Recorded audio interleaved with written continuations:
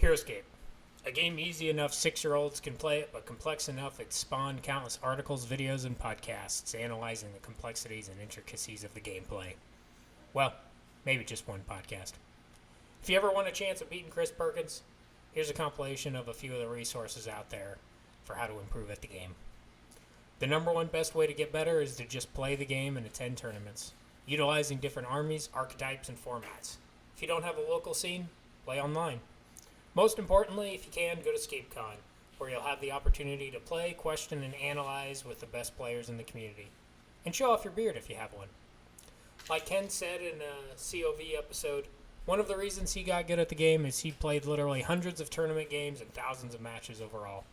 But if you're like me and you don't have time to actually play all the time, here's a few of the resources available. In part one of the resources, you're going to see a lot of the same ideas multiple times. Ideas such as not blaming the dice and maximizing range. First up, we've got 3 videos by Sir HeroScape. He has a basic tips, an advanced tips, and a pro tips. Each one he covers about 10 strategies and ideas. I'll throw them up on the screen, but we won't dive into them. Next up is an article OEAO wrote back in 2018 called Orcs Tips to Improve Fast. Again, a lot of the same ideas, not blaming the dice, always asking questions, range on height fallacy, plus about 11 total here ideas. Next up is a podcast episode 31 from Casters of Valhalla. If you're going to just listen to one episode, this would be the one to listen to.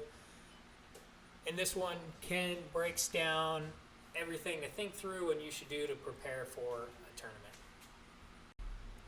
These next 2 articles are a little more metagame, diving into some broader aspects, some deeper aspects of the overall understanding the units of the game versus the gameplay itself. So this first one is What's in an Order Marker by Jexic. There's actually also a COV episode diving into this. In this one, this first one anyway, he primarily dives into the different types of units there are. And I believe he came up with all these classifications, such as bread and butter, cheerleaders, defenders, sharks, etc. And he gives a breakdown of what that means and examples of those units. They also dive into how units can play different roles at different times throughout the game.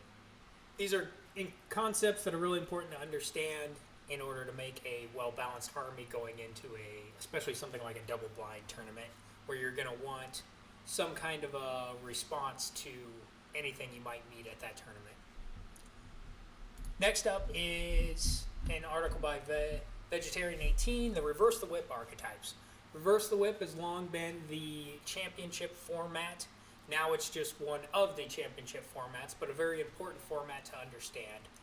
And in this one, he breaks down the dominant army types, the dominant army compositions you'll see going into those tournaments, such as the splash armies,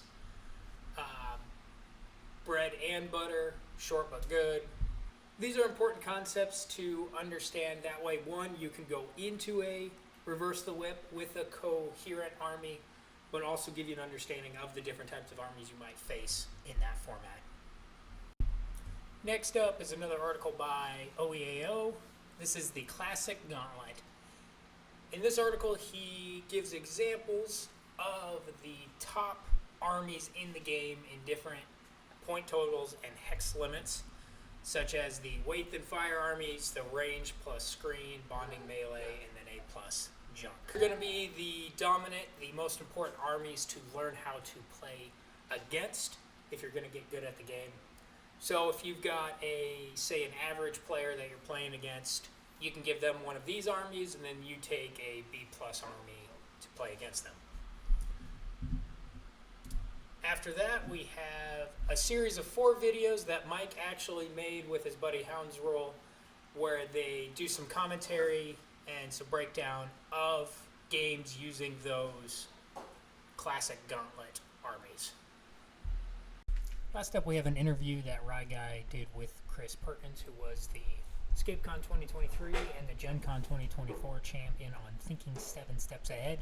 Here they dive into how to do just that. Think ahead several steps, several turns, both ahead of the tournament, as you sit down at the table, and then throughout the game to the end. Well, there you have it. Those are some of the easiest ways to get better at the game. Obviously, the best way to do it is to play against better opponents. But if you're generally the best player in your area, give the opponents you do have some of those A+ gauntlet armies, and then you play some C+ to A- armies. At the end of the game, discuss what happened. What mistakes did you make?